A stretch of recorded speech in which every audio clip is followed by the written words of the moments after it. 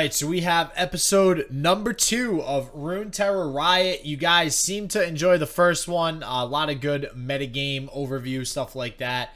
So I'm going to try to do this on usually a weekly basis. Obviously, next week we'll have the next patch actually coming out so we can review the patch. But this week, we are going to be going over our patch 1.4 predictions. So if you are new to the channel, my name is Justin, also known as Shit Just Works. And today we're going to be doing a couple things actually. So first off, like I just mentioned, we are going to be reviewing patch 1.4 predictions that I have. That's going to be after. First, we're going to go over this past weekend's tournaments. We actually had a pretty cool tournament happen.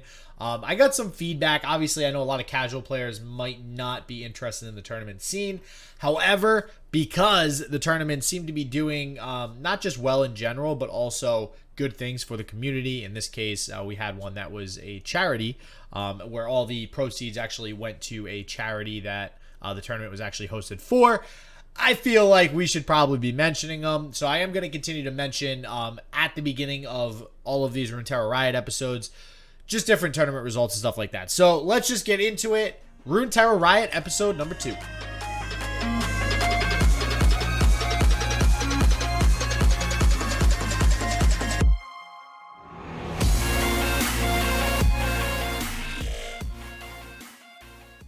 All right, and before we get started, guys, as always, do not forget to hit that subscribe button. If you are not already subscribed, turn on the bell. That way you get notified whenever, I post up a new RUNETERRA Riot or a new deck video or whatever we got going on that week.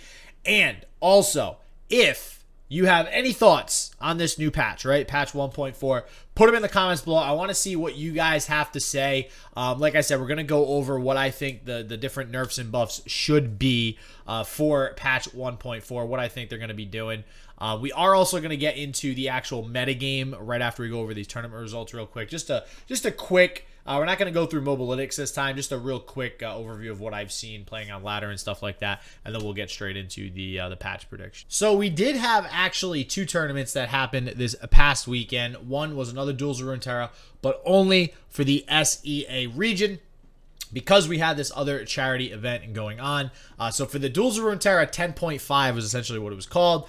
For SEA, we actually had Solo Ball over Feed 1 taken home for the championship. And the other tournament was a tournament called RUNETERRA for Change. And it was basically a charity event where all the donations for the event, there was a Tiltify set up to have donations happen during the cast, during the stream, and all of those donations went to the Know Your Rights camp. So just so you guys know, the Know Your Rights camp was actually founded by Colin Kaepernick, the one, the only, the dude who took the knee as the San Francisco 49ers. I'm sure you guys have all heard the story. But basically, their mission is to advance the liberation and well-being of Black and Brown communities through education, self-empowerment, mass mobilization, and the creation of new systems that elevate the next generation of change leaders. And all the donations and all the proceeds did go to NYRC. The winner of that tournament, there's actually 2. There was an NA and EU. So NA was Yatsuba over Leozera. Yatsuba's been a pretty usual strong performer in these tournaments, as well as Leozera. And for the EU tournament, we have just PBL taking it home over Kofuria. And pretty cool action, honestly. Loved seeing some of the different decks be played. We did have a lot of Tempo Endure, which we're going to go over in a second, as well as Tempo Sejuani. And a lot of that has to do with the current metagame, which is exactly what we're going to get into next. But before that, this weekend, there will be another tournament. So the link to the Discord as well as the Smash GG invite link to sign up for the tournament will be below in the description. Mavericks Tournament League will be having another tournament this weekend. I myself will be casting alongside Sero from HSK. He also is the one that helps with Tempo Storm, I should say, alongside Casanova and a lot of other people writing some of the meta update articles on things of that nature. So pretty cool stuff. Cannot wait for the tournament this weekend. Again, more information in the links below in the description. Quick meta overview. Holy crap, Tempo Endure is like everywhere. I think I want to say 3 out of 4 games that I play, literally, I'm not even overstating that, are Tempo Endure. It is absolutely insane. Otherwise, I think this meta is great. I think we're in like an awesome time for Legends of Runeterra where there's just so many different unique deck types. Like if you actually go on Mobalytics, we're not going to pull it up this time like we did last time, But if you actually go back on Mobalytics, and I might have mentioned this before, there's like 15 A tier decks or something like that listed. That's nuts. I mean, there's 3 S tier, right? I think they have like Tempo Endure, Tempo Sejuani, and Heimer or something like that, all listed as A tier. And, or sorry, as S tier. And there's just so many A tier decks though. And what that tells me is that when everything's said and done, yeah, there might be one deck that's winning out more often than not, which is, you know, Tempo Endure. All of the decks can compete though. Any deck could beat Tempo Endure. Any deck can beat any deck on that list, right? And it's just pretty awesome to see that much creativity when it really comes down to it. Now, I've also seen a lot of burn aggro still doing well. So everybody was concerned because of Boom Crew Rookie and a lot of other nerfs like Legion Rearguard that happened to Noxus Piltover's on aggro that they wouldn't do so hot, but they are still doing great. They're just fine. Everybody, if you want to go face, there's still a cool option. It still works so often. So trust me when I tell you it's still a playable and viable archetype. Another thing I have noticed is Vlad Hecarim is actually seeing an okay amount of play. Now, this is by no means, it's not like this super popular deck that's being played. I'm not going to lie. All right. But it is seeing a little bit of play, enough to where the win rate actually matters. It's not like there's only been 10 games played and all 10 were won, right? Because then those numbers would basically be useless. We've seen a few thousand games played according to Mobalytics, and it's got like a 53 or 54% win rate, which is pretty decent. All right, so on to the predictions for the next patch update. So the very last one that I'm going to mention is actually not a card update. It's more of like a rule change type. I guess I wouldn't call it a rule, but I don't know. You guys will see what I'm talking about when I get to that. But before I do that, that's going to be last. I'm just going to get straight into probably the biggest card that I think needs some sort of change. And I feel like a lot of people might disagree with me because I do feel like it is inherently balanced, or decently balanced anyways. But with the type of game that we have and the type of metagame that we have right now, I think it's a little bit undercosted, and that is Neverglade Collector. So here's my argument on Neverglade Collector. It's a 5 cost, 2/4. So generally speaking, for 2/4 worth of stats, you're spending what? 3 mana, right? So that leaves you with 2 extra mana to essentially get that whole, you know, drain effect or engine going. Blade's Edge does 1. Cost 1, right? That's 1 mana right there. You can deal 1 to the Nexus. Vile Feast costs 2, drains 1, and summons a 1/1. So in that respect, I kind of value the 1 damage at 1 mana, the 1 drain at 1 mana. That's your 2 mana right there to equal the 5. So 3 for the 2/4 plus 2 for the drain effect is 5. That's assuming only 1 follower dies to get that effect off. Now, you could argue that it's more like 1.5 mana just because the card effects are a little bit different. Okay, let's say it's 1.5, so it's actually a little bit overcosted. But generally speaking, you're going to be getting at least 2 triggers of Neverglade Collector off when you drop it down. Like, you're not dropping this down unless you have at least a couple triggers that are about to happen, in which case 3 mana plus 1.5 plus 1.5 is 6. So I do think Neverglade Collector should be changed to 6 mana. That's my argument for it. Let me know if you agree in the comments below, but let's get into the rest of the changes I think that are going to happen. And by popular demand, almost definitely, is Pilfered Goods. I think this should go to 3 mana. I do think this does hurt the card a little bit, but most games have 3 mana draw 2. We've talked about this before. This basically turns it into a 3 mana draw 2, but it's a little bit better than a 3 mana draw 2 because you're drawing your opponent's cards. And then that is kind of balanced out by the fact that it needs to be a plunder that happens on that turn in order to actually draw the 2 cards. So I think it's a little overcosted at 3, but I think it's also a little undercosted at 2. So it should be like, you know, like a 2.5 mana card, but you can't really do that. So I think at 3, it's better. And with the suite of other Pilfer cards that we have, I think it's fine at 3. I think 3 is exactly where Pilfered Goods should be. Ranger's Resolve. We've talked about this a million freaking times. All right. This card is by no means like busted. It's not breaking the meta. It's not even in like any super top tier decks right now. But I still think this card is just not costed properly. I think that for the long-term viability of this game, for this card to be on par with everything else, it needs to cost at least 2 at burst speed. As a comparison, we have Unguard, which is a 3-cost burst spell. Give all your units Challenger. You can argue that at burst speed, Tough is probably more valuable than Challenger. Now, I think Challenger in general is more valuable overall than Tough, right? If you just have a unit with Challenger, I think that unit is better than a unit with Tough. But at burst speed specifically, Tough has the ability to essentially deny like a spell or multiple spells, which is why I think that at burst speed, it's a little bit better. So this needs to be, I think, 2 cost, burst speed, and then we never have to touch or hear about this card ever again. All right, so now we're going to get into a lot of buffs, and I do think that with this patch in particular, there's going to be a lot more buffs than nerfs. I think that in general, the game is quite balanced, so what they can now kind of hone in on for this patch is improving the playability and the viability of a lot of other cards that have just really been ignored or not played over basically since the beginning of the game, right? And you're going to see a few of them as we get into them here. So the very first one is going to be Sown Seeds. I know, right? Did you know that card existed? All right. If you do, you get a gold star because this card never gets played. The only time you get it is if it's a random card given to you by some other card effect. For 2 mana, burst speed, it gives all allies in your hand +1/+0 permanently, right? It's not good mainly because it only gives attack, right? So yeah, sure, you could have 4, followers in your hand and you get +4 attack, seems decently valuable, or even more than 4 followers. But attack isn't nearly as valuable as health is. If this was +0/+1, it'd see play. So actually, and I didn't even have this written down, that might be a viable option. Maybe change it to +0/+1. I also don't think that'll really help too much either. So my proposition is change it to a 4-cost burst spell that is +1/+1. Now, my first thought was 3. The reason why I don't think it's going to be okay at 3 is because then I'm a little bit concerned that aggro decks will be a little OP playing this card, just buff everything in your hand. You'll probably usually have at least 3 units, if not 4. If you have 4, and this is 3-cost burst spell, you're already getting instantaneous value, and a lot of other things will be pushed over certain thresholds where they can't be killed. So I think it'd be a little too powerful there. Just as another comparison, Greenglade Elder is a 3-cost 1/1 body, give everything in your hand +1/+1. So again, I think burst makes this a little bit better, being a burst spell.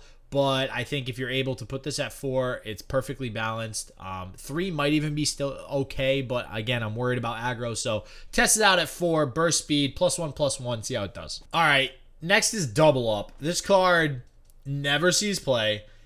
At 6 cost, I think it's just way too much risk with not enough reward. You're basically risking 4 mana to do 4 to the enemy nexus, which, all right, is basically like a better Decimate at fast speed, but it has a really, really strict requirement that it has to kill whatever unit you're doing the 2 damage to. And the problem is you're only dealing 2 damage, which is usually pretty easy for, Elixir of Iron negates this card. Every single effect in the game that buffs or protects something, like Twin Disciples, Elixir of Iron, will prevent that first effect. So there's actually 2 different ways to go about this. My first thought is just reduce it to 5 cost. Now you're risking 3 to deal 4 to the enemy nexus.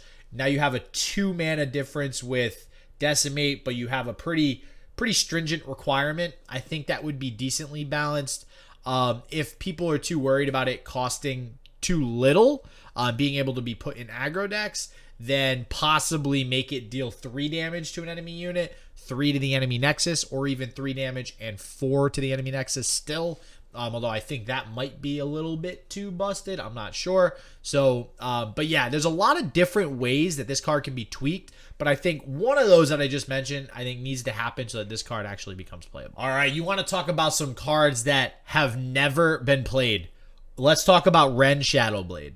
This puppy is an 8 cost, all right? And this is the reason why it's not playing. I mean, an 8 cost, when you throw down an 8 cost follower or champion, you want beefy stats, all right? Now, granted, Ren's effect is pretty good, but 6/4 is just not cutting it for an 8 cost. It's too risky. It's too easily killed for an effect that, if you are building a deck with his effect in mind, you're probably building your deck around his effect as a strategy.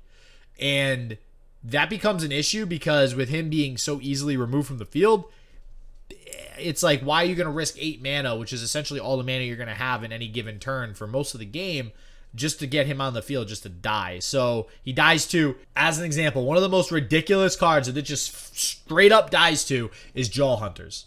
So as long as it dies to something like that, 8 costs is just far too much. So there's 2 things here. I think that he should definitely go down to 7 cost. And if they really want to push his playability, maybe go up to 5 health. Again, though, that might be a little bit too much. It's not like he's elusive or anything like that, so I honestly don't think 5 health would make him too busted whatsoever. He's still understated for a 7 cost follower with, you know, considering his effect, so he definitely needs to change. I'm almost positive they're going to change him somehow, and I'm very curious to see what they do. Silent Shadow Seer is up next, so we're seeing some probably ephemeral love this patch, I think. Silent Shadow Seer is interesting because it's kind of hard to balance out her stats and whatnot with her effect. I do love her effect. I hope they don't change her effect. I think there's 2 ways you can go about this. I think one is like increasing her health to 2, but I don't think that does anything really. I mean, it prevents her from being killed from Vile Feast, like whoop-de-doo. I think that maybe to kind of double down on what her strategy seems to be, which is like duplicating herself and constantly putting her on the board over and over again. I think if they reduced her to a 1 cost 2/1 with the same effect, I think that might be really interesting, right? Because now your opponent can still get rid of it with Vile Feast, but now they're like, they have to get rid of it because the idea with a deck based around her would probably be, all right, let's get a ton of Silent Shadow Seers, as many as we can each turn, into our hands. We can just play these each turn. You just have like infinite 1/1s, right? Plus she now becomes a 1 cost follower for something like Professor Von Yip.